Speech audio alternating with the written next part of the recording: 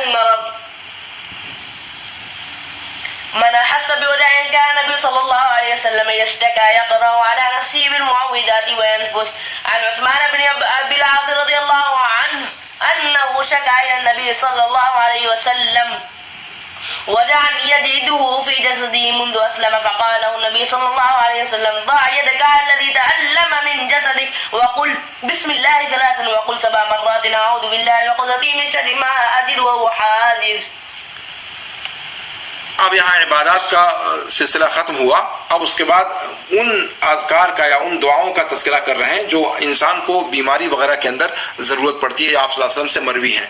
تو مرض کا بیان یہاں سے شروع ہوا.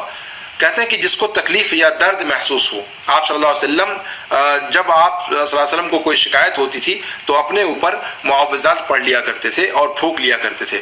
یہ ایک اہم چیز ہے جس کو ہمیں کرنا چاہیے. جب بھی ہمیں جسم کے کسی حصے میں کوئی تکلیف ہو تو معوذات پڑھ کر کے اپنے اوپر پھونک لے.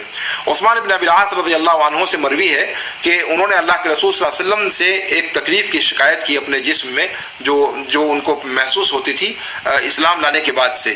تو آپ صلی اللہ علیہ وسلم نے فرمایا کہ اپنے ہاتھ کو جہاں پر تکلیف ہو رہی ہے, درد ہو رہا ہے, وہاں پر اپنے جسم کے اس حصے پر رکھیں اور کہیں بسم اللہ 3 مرتبہ اور 7 مرتبہ اعوذ باللہ وقدرتہ من شر ما اجد وهو حاضر, کہ میں اللہ کی پناہ چاہتا ہوں, اس کی قدرت سے پناہ چاہتا ہوں اللہ کی, کہ اس چیز کی برائی سے جو میں پا رہا ہوں یا جس سے میں ڈر رہا ہوں.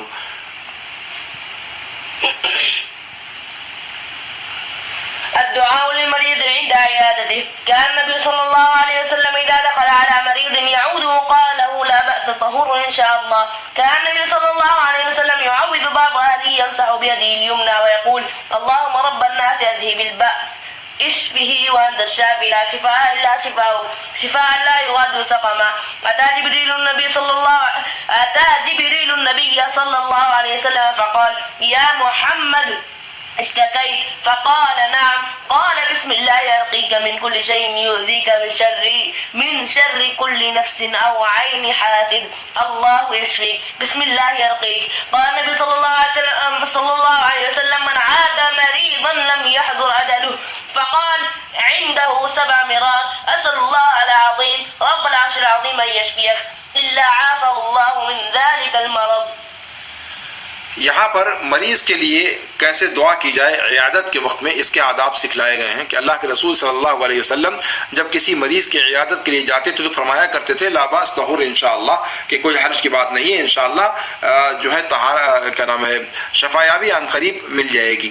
دوسری روایت میں ہے کہ اللہ کے رسول صلی اللہ علیہ وسلم اپنے بعض اہل کی کو جو ہے وہ اللہ رب العالمین کی پناہ میں دیتے تھے. اس کے اپنے دائیں ہاتھ کو اس کے اوپر پھیرتے ہوئے کہتے اللہم رب الناس اذهب الباس اشفه وانت الشافی لا شفاء الا شفاؤک شفاء لا یغادر سقما, کہ اے لوگوں کے رب بیماری پریشانی کو دور کر دے, ان کو شفا دے دے, تو ہی شفا دینے والا ہے, تیرے علاوہ کوئی شفا ہے ہی نہیں تیرے شفا کے علاوہ, اور ایسی شفا دے جو بیماری کسی طور پر جو ہے وہ باقی نہ رہنے دے. جبریل اللہ کے رسول صلی اللہ علیہ وسلم کے پاس آئے اور کہا کہ اے محمد کیا آپ کو کسی طرح کی پریشانی ہے بیماری کی؟ تو فقال نعم, تو آپ صلی اللہ علیہ وسلم نے فرمایا کہ ہاں.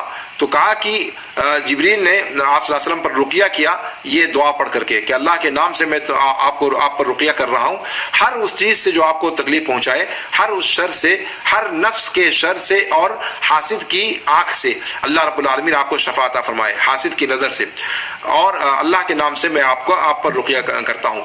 تو یہ دعا جبریل امین نے اللہ کے رسول صلی اللہ علیہ وسلم پر رقیہ کرتے ہوئے آپ صلی اللہ علیہ وسلم کو بھی سکھلائی.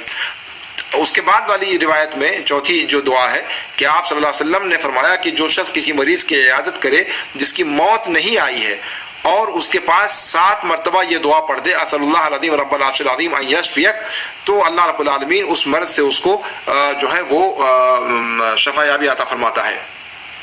یہ بھی بہت اہم چیز ہے جس پر ہمیں غور کرنے کی ضرورت ہے. ایک سطر کی دعا ہے اسأل اللہ العظیم رب العرش العظیم ان یشفیک, یعنی کسی بھی قسم کا مرض ہو, آپ دیکھیں اس کے اندر کہ اگر اس کی موت نہیں آئی, جیسے ہمارے ہاں ایک چیز تصور کی جاتی ہے کہ اگر شوگر ہے, بلڈ پریشر ہے, کینسر ہے, ایڈز ہے, چاہے جس قسم کی بھی پریشانی ہو, چاہے دنیا یا میڈیکل سائنس میں اس کا علاج نہ ہو، لیکن اس سے یہ لازم نہیں آتا کہ اللہ رب العالمین کے پاس بھی اس کی شفا یابی نہیں ہے۔ اسی لیے کہا کہ اگر اس کی موت نہیں لکھی ہے تو کوئی بھی بیماری ہو، اگر عیادت کرنے والا 7 مرتبہ یہ پڑھ کر کے مریض کے پاس اور مریض پر جو ہے اس کو دم کر دیتا ہے تو اللہ رب العالمین اس کو شفا یابی عطا فرماتا ہے۔ اور یہ آپ صلی اللہ علیہ وسلم کا فرمان ہے جو کبھی جھوٹا نہیں ہو سکتا، اور اس کا ہمیں اہتمام کرنا چاہیے۔ یہ دعائیں بڑی تاثیر رکھتی ہیں۔ ما يقوله المحتضر قال النبي صلى الله عليه وسلم من كان آخر كلامه لا إله إلا الله دخل الجنة۔ اب یہاں پر جب کوئی شخص موت کی کیفیت میں ہو، جو مرض الموت میں مبتلا ہو، اللہ کے رسول صلی اللہ علیہ وسلم نے فرمایا کہ جس کا آخری کلام لا الہ الا اللہ ہے وہ جنت میں داخل ہوگا۔ تو اس لیے کوشش کرنی چاہیے کہ جس کی وفات ہو رہی ہے وہاں پر کسی بھی طریقے سے لا الہ الا اللہ اس کا آخری کلمہ ہو، یہ ہماری کوشش ہو۔ لیکن اس کا یہ مطلب نہیں کہ اس کو تلقین کا کچھ لوگ یہ مطلب لیتے ہیں کہ کہو لا الہ الا اللہ کہو، لا الہ الا اللہ کہو، یہ مقصد نہیں ہے۔ یعنی اس کے آس پاس آدمی لا الہ الا اللہ کا ورد کرتا رہے، مریض اپنے آپ لا الہ الا اللہ کہنے لگے گا، اس لیے کہ اس وقت وہ کیفیت بڑی خطرناک ہوتی ہے اور شیطان بھی پیچھے لگا ہوا ہوتا ہے۔ تو کہیں ایسا نہ ہو کہ اس کو بار بار اگر آپ زور دیں تو بجائے لا الہ الا اللہ کہنے کے کفر کا کلمہ اس کی زبان سے نکل جائے۔ تو آخر کلام اس کا ہونا یہ چاہیے ضرور، لیکن اس کا طریقہ وہ نہیں ہے جو ہمارے ہاں لوگ استعمال کرتے ہیں۔ اس کا جو ہے دھیان دینا چاہیے کہ اگر کوئی مرض الموت میں مبتلا ہو تو اس کے آس پاس لا الہ الا اللہ کا ذکر ہونا چاہیے، لیکن اس کے منہ پر جا کر کے نہیں کہنا چاہیے کہ تم کہو۔ یہ جو ہے طریقہ شرعی طریقہ نہیں ہے۔